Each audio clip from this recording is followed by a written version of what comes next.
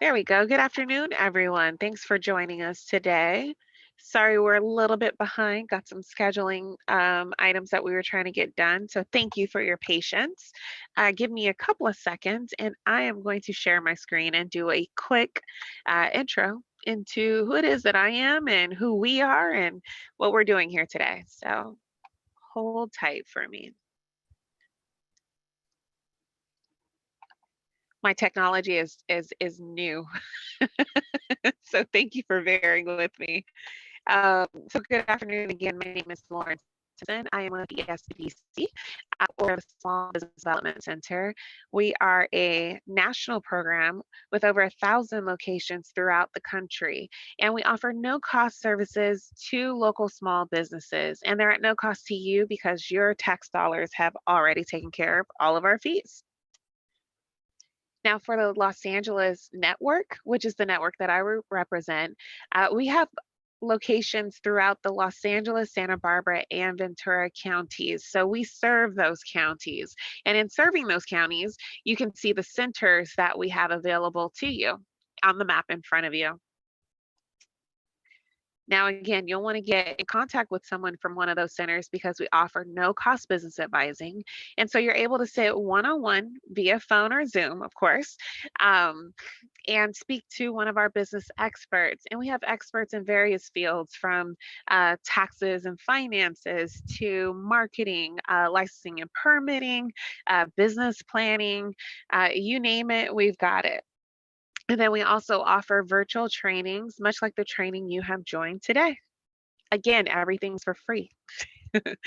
So please get in contact with us today to get started. If you would like to reach out to us via phone, you can go to 866-588-7232 or by email. I'm sorry, by you can go to our website, smallbizla.org/new client. Or if you're outside of the Los Angeles area that we represent. So again, if you're outside of the Los Angeles, Santa Barbara, or Ventura counties, please be sure to go to America's SBDC .org/find your SBDC, and someone can get you connected with a center that is in your area. So I'm going to quickly stop my screen share and introduce you guys to both Mike DiDonato as well as GB Bajaj. Good afternoon, gentlemen. I'm going to do quick housekeeping. Please be sure to put all questions into the Q&A. Again, questions into the Q&A, and please keep them on topic. I know a ton of other questions might come up, and if they do, go ahead and send us an email. I'll put that into the chat, but let's keep all questions in the Q&A, and please keep them on topic. With that, I give it to you guys. Thank you, and welcome back, GB. Thank you, sir. Welcome. Thank you. For those who've been with us a while, you know that GB is almost always with us, but he was out for the past 2 weeks, and we're glad to have him back. So we are going to continue on with the crowdfunding workshop that I started last week. Lauren, would you please put into the chat room notification as to how people can gain access to the recordings? That'd be great. So with that, GB, if you can stay on and go ahead and share the screen. GB, have you been involved in any crowdfunding campaigns? You're muted, GB. Yes, I have been. Cool, great. So this is not necessarily new material for you. Correct. All right. So we have 4 basic models. This is just a recap of what we went over last week. We have based, lend-based, and equity-based. And as always, there are tax consequences, and GB can talk about these. Donation-based platforms, really just a donation. You're giving out of the, to help people out, and you can certainly request donations for your cause or your business. And then there's rewards-based platforms like Indiegogo, Kickstarter, which are really platforms for selling your product or service. There's lending-based platforms, there's peer-to-peer networks, and there's also Kiva US, which is a micro-lending platform. You can get up to $15,000 no interest loan through Kiva. It's actually a worldwide program, so there's Kiva from many countries out.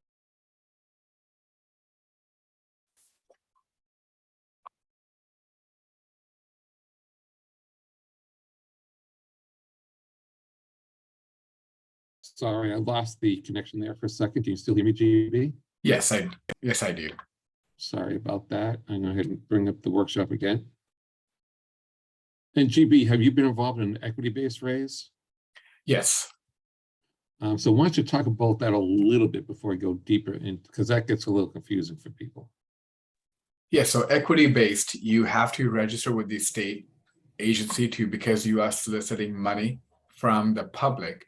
And in essence, it's non-taxable income because you're taking somebody's investment and you're pulling their money, very much similar to the angel investing.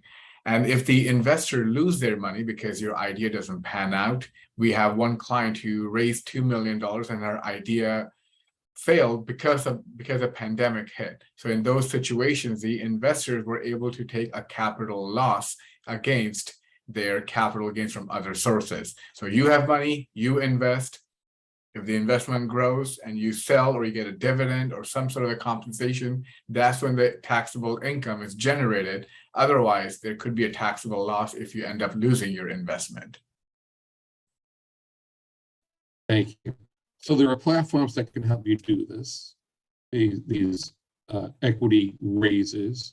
This comes under regulation CROWD-CF, which is passed under Obamacare.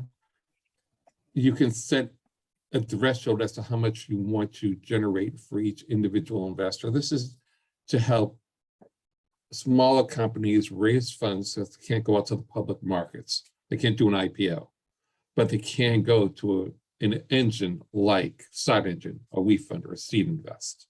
However, there's a cost associated with that. There are legal requirements that you need to meet, and you have to engage a business attorney and a CPA to help you figure out the tax consequences, as well as the risks and the legal requirements associated with doing that type of raise. A loan is a loan. It is what it is. You can go out and get a loan. You don't have to pay taxes against that loan. But the interest generated from that loan is taxable for the people giving you a loan. Now, in some cases, the zero interest loans, like the Jewish Free Loan Association, which is not a crowd-based platform, that's a zero interest rate business loan, and Kiva, which is a zero interest rate business loan. May I add one thing on this slide? Please go ahead. Be careful about the donation based. I see a lot of times people come to me and say, hey, I supported XYZ cause. Somebody had a funeral cost or something. So I donated money. Even though it's donation based, just because you support somebody in need doesn't mean you have a tax deduction. Now, for example, on GoFundMe, there are some nonprofits who have the 501c3 designation. If they are raising money and they issue you a donation receipt, you can take a deduction on that. But if you're just helping somebody in need, it is, in the eyes of the IRS and state of California, it is deemed to be a gift from you to somebody else. It's non-taxable income to them, and it's not NOT, it's not a tax deduction for you. A lot of times people take the deduction on their tax return and is inaccurate unless you get a donation receipt from a 501c3 organization. Great point. In that,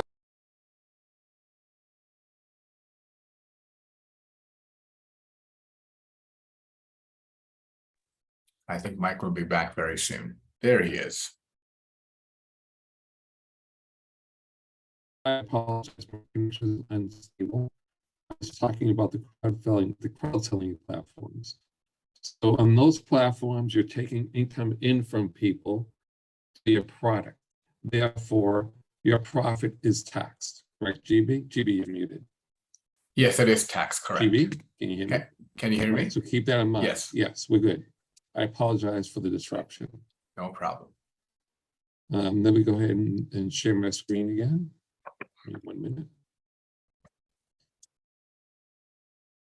So let me bring back up the presentation. Hopefully we won't be interrupted again. All right, so I'm going to move from here. So this is the way it works. You set up, the owner sets up a request to one of these platforms, Kickstarter, Indiegogo, one of the platforms. and you're requesting money in exchange for something, whether it's an exchange for an interest in your company or for a product or service or a thanks because you've done a donation. There's always something exchanged through these platforms. This is part of crowdsourcing. So crowdsourcing has lots of different components. Crowdfunding is one of those components. You can go ahead and crowdsource to help you design something. You can crowdsource to help you do a particular task. This is just one form of crowdsourcing. So you have various reasons to engage in crowdfunding. You can fund your business. So GB, how many clients come to you and say, I really don't have money to start the business, I don't have collateral, and I don't have a great credit score? Happens quite a bit, right? Mm-hmm. Correct. So there's only, and I don't have friends and family that can really come up with the money I need to launch my project. It doesn't have to be a startup of a business. It can be just launching a new product or service. Exactly. Right? So there's only so many ways to go. Correct. And this is why crowdfunding came about. But more importantly, in my opinion, it validates your idea to the marketplace. If you can generate interest in your product or service with a successful crowdfunding campaign, that may lead to a future where you get investors involved or will grow your business. It helps develop your presence in the marketplace. It provides proof of concept, which is critical. And you're actually selling stuff or raising money, which you need. So for non-commercial purposes, you can fund a charity, pay off debt, fund a city renovation project. About 40% of funding activities are with business, 6% is related to those donation-based causes. And there's all sorts of platforms out there. There's over 3,000. You can choose this into a platform, but if you do that, you're not going to have access to the millions of backers on the major platforms like Indiegogo, Kickstarter, etc. It's available to you. It is because all these platforms take a fee between 4 to 7%, and then the processing fees for credit card payments. Okay, so it's certainly, if you have a very, very large following, I have a client that has 150,000 followers on Facebook and 5 million reach. He could possibly do this on his own. But if you don't have those types of followers, then better not to try to do it on you. And I will say one thing. Document, because recently one of the influencers online in China got in huge trouble because she's a big influencer, had a lot of followers, and she raised $55 million, and now people are alleging fraud. Maybe she did, maybe she did not. But if you do raise money, make sure your accounting and your accountability is tight, because people may hold you accountable. So track everything. Thank you. And the expenses associated with it are deductible, correct, Judy? You can go ahead and deduct the expenses, platform deducts expenses associated with building the projection. I'm sorry, Mike, I didn't hear you clearly. There was some disturbance, but yeah, this is where you can deduct. Go ahead. No, I was going to say that, yes, you can deduct. And this is where, depending upon how big of an influence, how big of a crowdfunding you're doing, and what are you doing crowdfunding for, one of the first decisions a good CPA should help you decide, should you be accrual or cash basis? And that will allow you to determine when do you book the revenue and when do you take deduction for a variety of expenses that you may be incurring. So your accrual versus cash basis will determine when you recognize the revenue and when you deduct the expenses. Thank you. And I'm going to continue on from here. So I'm just having technical problems today. So let me go ahead and share my screen again. So now we're going to talking about the ways to conduct the campaign. Okay. You need to create a kit of action, which means you have a budget, a schedule, the type of campaign, what your marketing ideas are about. You need to have a team, maybe some sponsors, and there's a pre-launch stage, there's a launch stage, and it's a fulfillment. This is a lot of work, but setting up a business is a lot of work. Okay. And in the end, you may end up with a significant amount of money that you can use for your business and get heard in the marketplace. When it comes to a rewards-based campaign, where you're selling something, the rewards now are really a discount from MSRP. Who sets the MSRP? You do. Okay. Align your strategy to influence with message creation, campaign stories, creating. You have to touch the hearts and minds of people in order to be successful. The vast majority of campaigns don't meet their goals because they don't plan properly. They don't have the right messaging. They're on the wrong platform. They've set the wrong goals. But if you do it properly in a disciplined manner, you're more likely to hit your goals. And you have to work your marketing channels, and you have to fulfill your rewards, for example. Whether or not, and thank everybody, whether or not you hit your goals, thank everybody. You may be doing, I've known clients to do multiple campaigns. How about you, GB?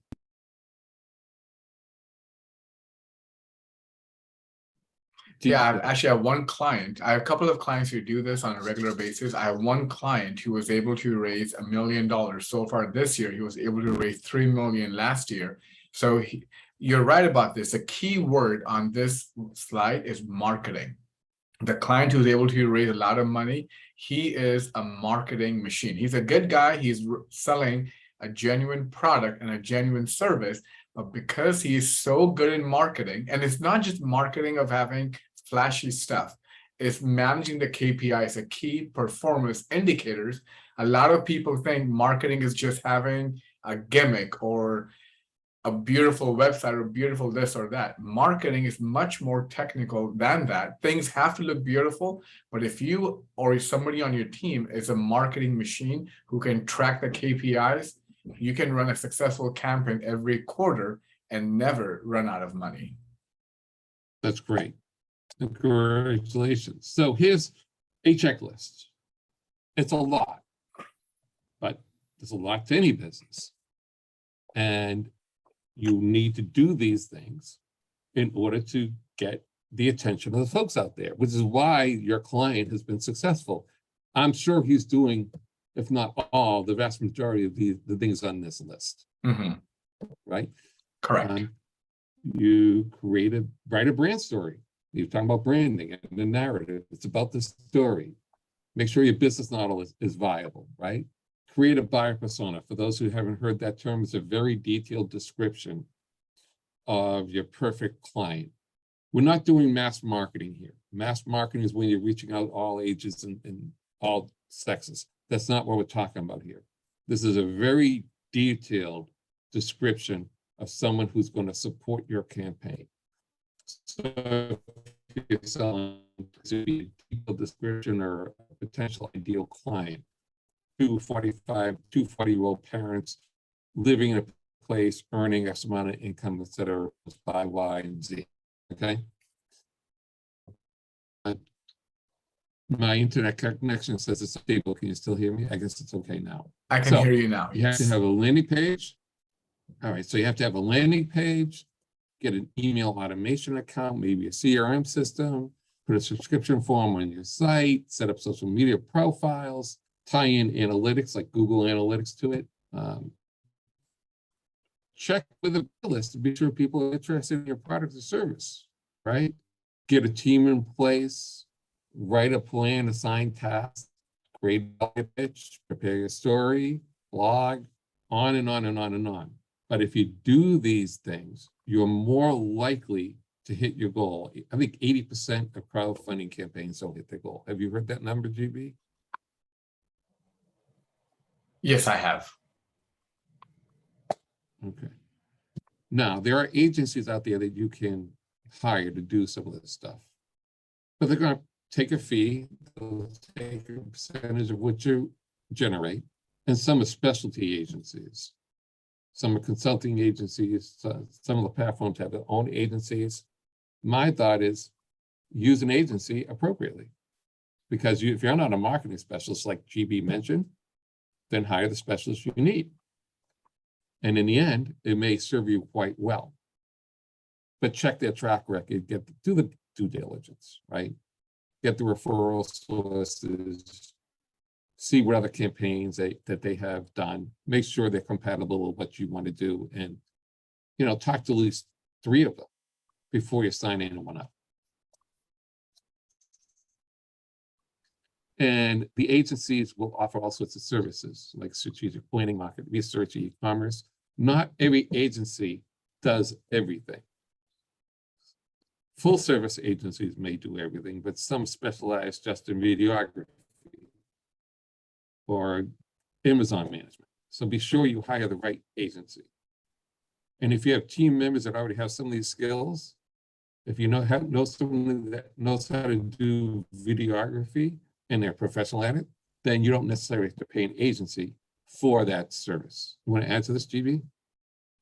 Yes, so the video is great. Video is key because it also helps you trend online. And I know some people who can do a lot of magic using different equipment, whether it's drones or anything else. Part of the big marketing campaign is video. It tells your story. It's an infomercial. A picture is worth 1,000 words. A video is worth 1 billion words. That's what a lot of people say. Yep. Videos tied to these types of campaigns generate far more money than those that don't have non-videos.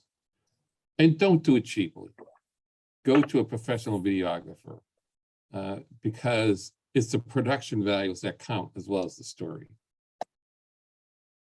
So first you determine your crowd. You always start with your friends and family, professional network. Then you reach out to others, maybe local organizations, maybe local fraternal orders, okay? Maybe you engage a publicist if you don't know how to do public relations work. Go to your own networks through Facebook, Instagram, and Twitter. Is raised the first 3 days and the last 3 days of the campaign. Typically, your friends and family support it first. And in the last few days of a campaign, you realize, oh my God, I'm not at the goal, so you have to stop pressing.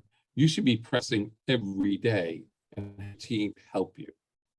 It's called network mapping. So what you do is you get a list of all your friends and family, you map them out. They're either going to support you in terms of funding, support you in terms of promotion, or do both or ignore you. My family ignores me. I don't know about you, Chief. Okay. This is the development of a buyer persona. Extremely important. You can't be all things to all people. So you're going to define someone's age, give them a hypothetical name, determine the goals, motivations, challenges, and fears. HubSpot has a great tool for doing this, wonderful tool, it's free. How much, I could have asked 100 questions of GB of a perfect client, and when I'm done, we will have developed this. Have you done this, GB? I'm just curious. I have, yes. So you know what I'm talking about. Yeah. Yeah.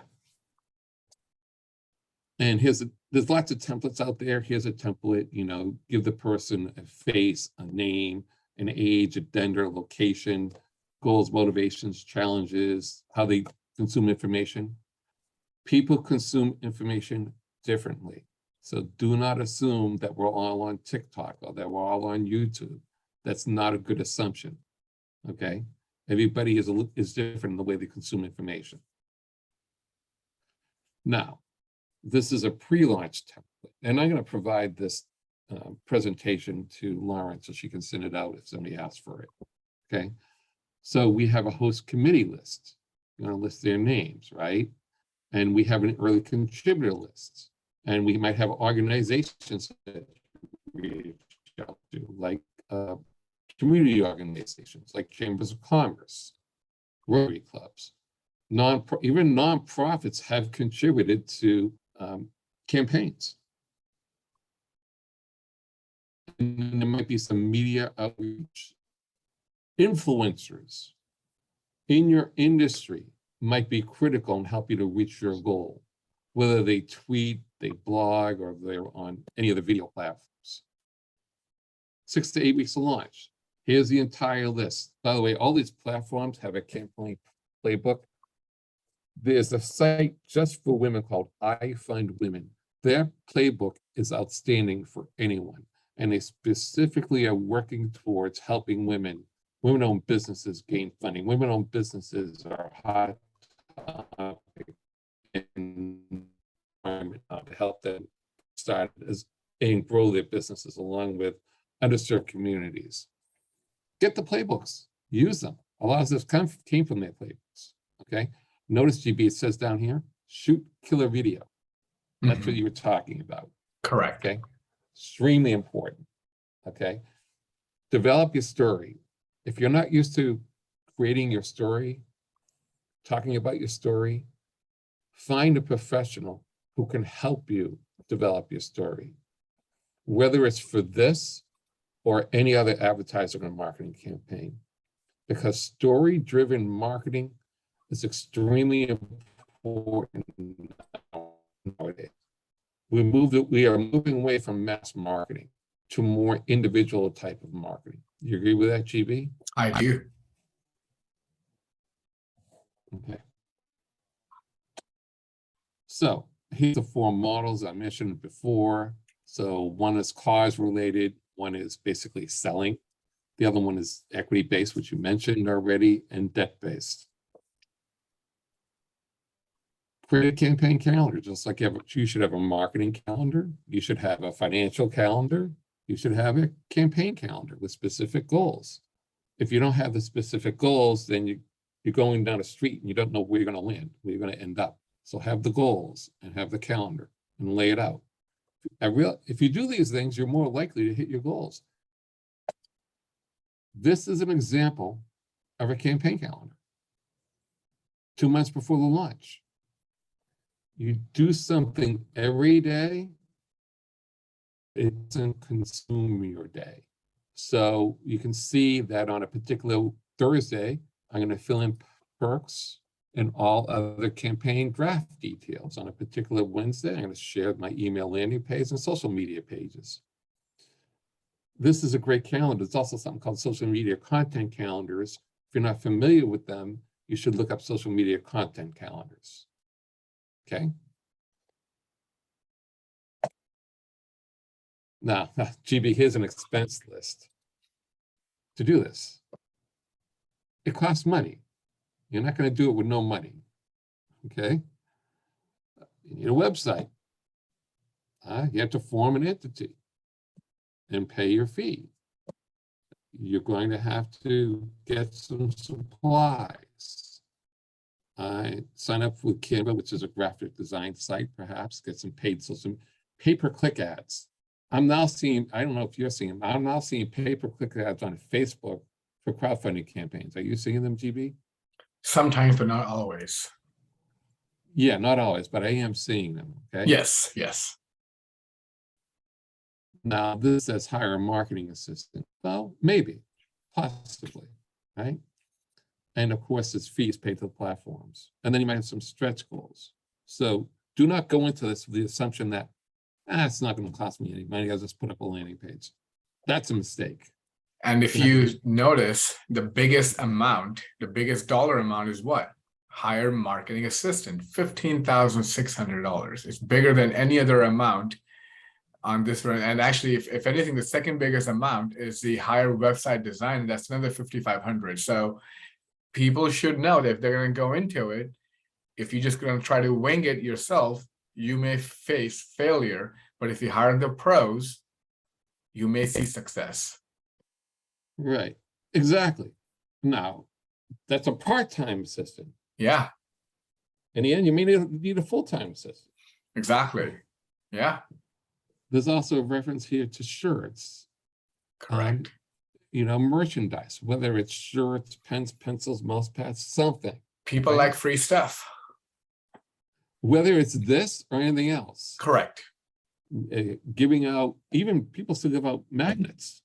for the refrigerators. Yeah. I've given out pens. There's a whole marketing reason why that happens. Sometimes people think, oh, this is crap, or I will never use this. It's not to add value. It's totally different. It's marketing, and it works. No one ever throws out a pen Yeah. until it's done. Right? Correct. Yeah, that's why they insurance companies, a whole bunch of other people are writing pads. Nobody ever throws them out. Yeah. So then you have to go ahead and do certain things, as the campaign goes on, right? You have to give thanks to someone if they're giving you some money, possibly. T-shirts, stickers, if someone's a super supporter. You just have to determine what you're going to give in return for what they're giving. That's the point, okay? And you have various levels. You can be very creative in terms of how you're doing this. There's niche crowdfunding platforms, for example, for filmmakers. I don't know if you've been involved in them, but Spark is one of them, okay? Possibly credit, production credit, depending on how much you contribute to the making of an independent film. You can be really, really creative with the way you determine rewards if you're on a rewards-based platform, or even on a donation-based platform. Here's some examples of rewards. For $500, VIP pricing and treatment, a credit, as I mentioned, right? For $100 to $500, one-of-a-kind experience. You can do all sorts of things for rewards. It doesn't necessarily have to be a specific product. Me mention. However, what's happening nowadays for a product, I've seen GB go to Kickstarter, Indiegogo recently. You're going to see MSRP crossed off, and then the amount. So what they're really doing is just discounting a price that they set for themselves and saying that's your reward. Mm-hmm. Okay. Yeah. Or they're doing bundling, right? 2 for 1. It's equivalent of going to a bank account and instead of a bank account and getting a toaster. Remember those days? Yeah, exactly. Right. Okay. So look down here. It says an entire day with Jonathan and Justin in PDX, rent our brains. I thought that was great. That's awesome. In the bottom left. Okay. Storytelling, extremely important. Tie the reader to the cause by speaking to values. Help potential supporters visualize their impact, right? And illustrate what your mission is hoping to achieve. Let me go back. So here's an example of one, right? Help Piper see again. I mean, just if you touch your hearts and minds, you're going to touch your pockets. And you can see that this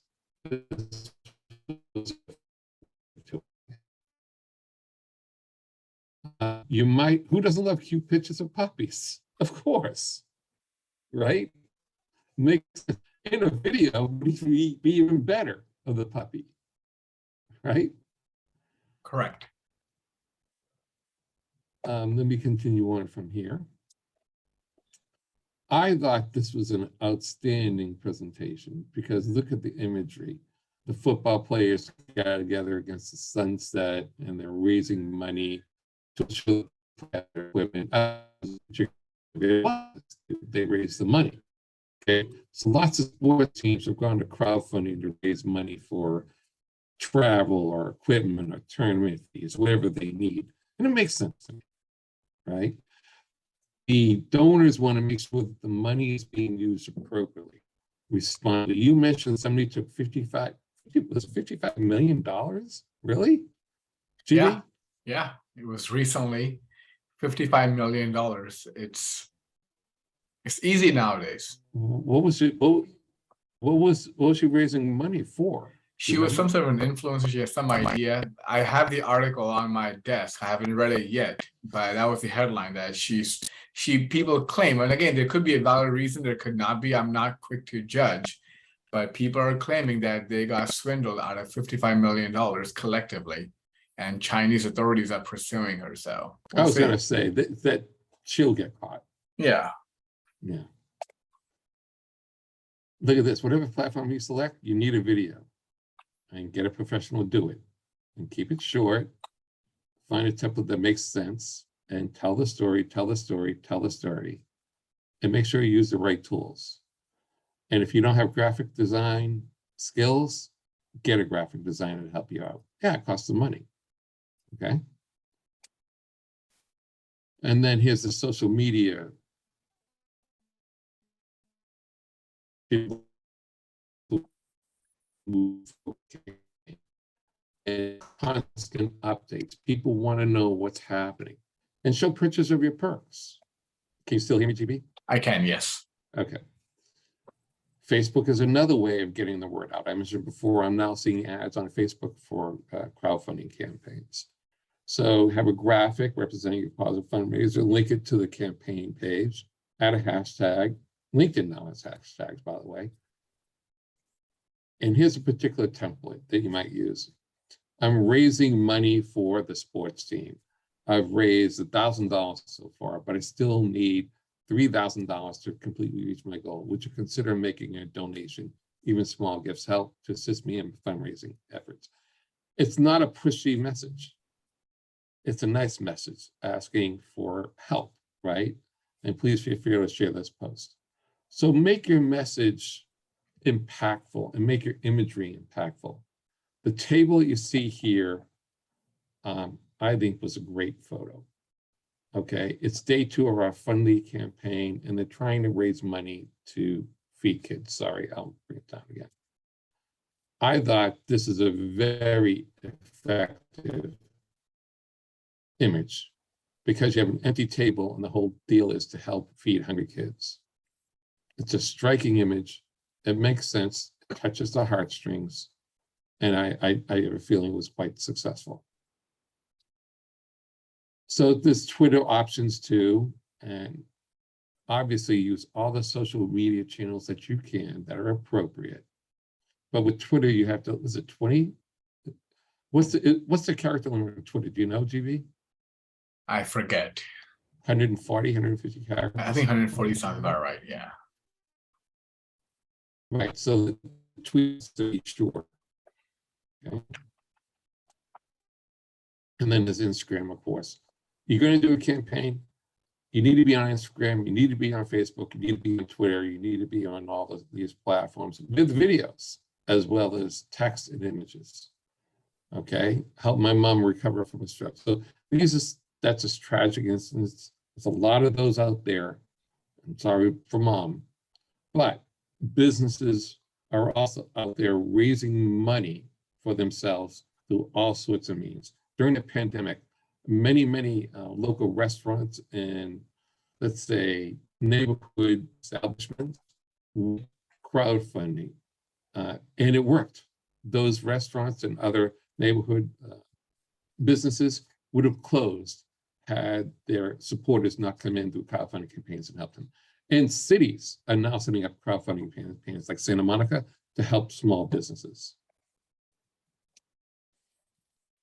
So how do you do it? Through communications. First of all, you have to do a pre-launch email campaign, letting everybody know this is what you're doing. Make sure it's passionate, demonstrate your excitement, keep it concise, relevant. Emails, target a new group each week, draft templates. There are people that help you do this. That's what the agencies are for, okay? And they're publicists. I realize that not everybody is familiar with how to properly create messaging. So hire the professionals you need to help you do this. Here's a referral contest. I think that's a great idea. And make sure you do gratitude emails, whether or not you meet your goals.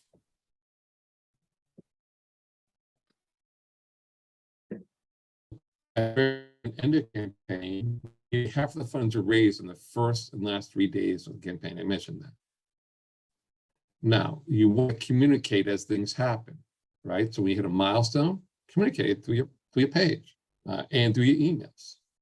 And here is another sample of a communication that you might send out. It's a template. Hopefully you're doing well. As you may have heard, I'm raising money for X. I could really use your help. I've already raised Y, etc. You know, use these types of templates, use these types of words to help generate interest in your business. Some of you may not donate in the first time you reach them. They may not donate the second time, but the third time they might. So don't give up. You agree? I agree. So you have to have a financial goal, okay? Without that, it's pointless, okay? And these email templates can be sent out anywhere between a week to a couple hours before your campaign is due to end, because you want to keep up the campaign communications to be sure that you're going to hit your goal. There are all or nothing platforms. If you don't hit your goal, don't get the money. Kiva US is an all or nothing platform. You have a flexible goal, and those platforms for equity raises, they're all or nothing. They want to raise $100,000 through Seed Invest or WeFunder, those all or nothing ones. You know. GB, did you hear my question? I did not know. I'm asking, do you know if the equity raise platforms are all or nothing? So if you don't hit your goal, you don't get the money? Correct. Right, they are, but not every platform is all or nothing. Like Exactly. Indiegogo is not. Exactly. Right, and here's an acknowledgement template. Thank you. Okay, so here again, a checklist of things to do for the launch. You know, email everybody, submit the campaign to Reddit, reach out to influencers, link the campaign to a site, so on and so forth. Just follow the playbook and you're going to be fine. Okay. Then you mark the campaign as live, announce the official launch, reach out to secured backers to back the campaign, go live on social media, do an Instagram reel, do a Facebook Live announcement, do something, get the word out, submit a press release, link the campaign to your website. Okay. And during the campaign, you'll have to do stuff. So you'll have to push every day through social media, through your website, mobile texting. I'm now getting texts, I don't know if you are, asking me to contribute to campaigns, okay? Especially for political campaigns. Follow content calendar. And here's an example of a launch calendar. Before we saw a pre-launch calendar. Now we have the launch calendar, okay? This is why agencies exist, to help you work through all of this stuff. Now, if you're not fully funded, keep trying. And by the way, if you do hit your goal, you can have stretch goals, okay? If you're not fully funded, reach out to business collaborators, offer last-minute interviews and partner content, continue to share funding milestones, mention campaigns where appropriate. If fully funded prior to the last day of the campaign, make sure you've hit all the activities form campaign milestone checklist, okay? And now, then the campaign ends. You've hit your goal, right? Tell everybody your goal. Publicize it, promote it, let everybody know. Fulfill your awards, do it, fill out any paperwork that's necessary. Do what you're supposed to do, all right? Because the point is you've got the money and now you're promoting your brand or your business. And maybe you start thinking about another one. Okay, and so that's going to end my presentation on this. There's a bunch of links here. I'm not going to go do that now. So I'm going to stop there. I don't know that we had any questions come in. No, we did. You did a great job. You did a great job, Mike. Thank you. I know I was interrupted, but thank you so much. Tech issues. Tech issues. So we are here to help you. We have people that are familiar with crowdfunding campaigns, which really is a product rollout. That's what it really is for Indiegogo and Kickstarter. For an equity raise, that's basically a raise just through a different means. Excuse me. You want to explain what an accredited investor is, GB? Yes, sir. An accredited investor is someone who has been deemed that they're wealthy enough or they have some other attribute that makes them susceptible to risk, that they can do it, and or they have the knowledge. So for example, the basic requirements to be an accredited investor is that either A, you and anybody in your household combined should have at least $250,000 in gross income. At that level, you're in the top 5% of the income earners, so you are deemed to be accredited. Or you must have $1 million in net worth outside of your home. So if you own a home and it's worth $5 million or $50 million as your primary residence, it does not count. You have investment properties, you have bank accounts, savings accounts, brokerages, all of that combined, you have $1 million net worth, you're A-okay. Or you must have certain credentials or licenses, such as a Series 65 or some other, maybe a CPA or some other credential that allow you to know better, and the SEC may allow you to be deemed to be an accredited investor. So there are many platforms out there. For example, to participate in a hedge fund, if you want to invest in a hedge fund, you must be an accredited investor. And there are 3 ways to qualify: either income, net worth, or education. Credential, basically.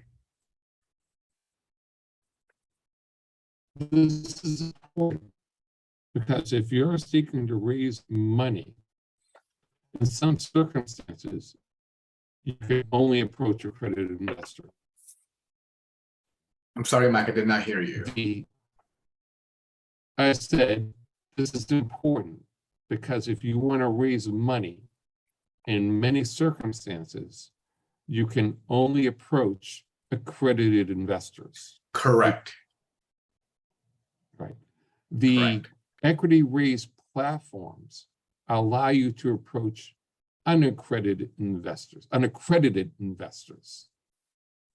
which democratizes the process for raising funds for smaller businesses that don't want to go IPO, don't want to go on NASDAQ, or it's expensive process to do an IPO. They can maintain the requirements, right? Correct. And many businesses don't want to have hundreds of thousands or millions of shareholders. They want to keep it limited. So when you go to an equity platform, what happens is, there's only one line on the cap table. That means you don't have to report to 20, 30, 50, 100 investors, okay? They are often convertible notes. And there's a valuation placed at the time of the investment. So there's certainty. Investors don't like uncertainty. It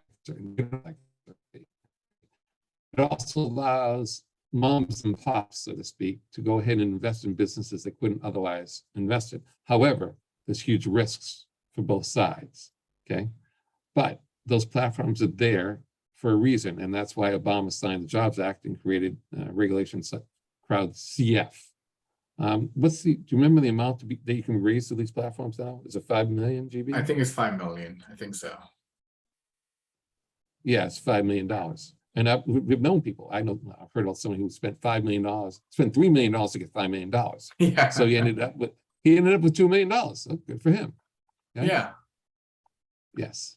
By the way, the trend is for those in younger age categories, 30s, 40s, etc., to be more likely to participate in these crowdfunding campaigns than older generations, right? Because the older generations are more likely to be tied into stockbrokers and buy bonds and other types of standard traditional investments. And that's also true for the crowd selling campaigns. So when you go Kickstarter, it's usually a younger set than the younger generation than me. Let's put it that way. Okay. All right. Are we good for today? I think we're good. One quick correction. I just double checked my notes. Actually, it's not 5 million, it's 1 million. So sorry, I was mistaken. It's actually 1 million. That's the limit. 1.07 million. Yeah. But still, if you're trying to raise, and again, there are other tax consequences. There are ways that you can structure it where your $1 million can become $10 million, and all of that money can go to you and your investors tax-free. So there are many, many tax regulations where I always remind my clients that the US tax code is built to foster entrepreneurship and investment. And if you take this route, yes, as Mike, as you properly said, there are risks involved, but the gain can be tremendous when done properly, and the gain can be tax-free when done properly. Great, thank you. Lawrence, someone asking about how they can get access to the slides, presentation recording. Perhaps you can put that into the chat room. And with that, GB, is there something you want to talk about? Oh, there's some important dates. Why don't you mention those first? Yes, September 15th is a deadline to file your S Corp and partnership tax returns for your pass-through entities. So I will not be doing a presentation on September 15th, and then October 17th is a deadline to file your C Corp and individual tax returns. So be mindful of these deadlines. And next week, I will cover the Inflation Act that was passed recently and the accountability plans. That will be the topic next week.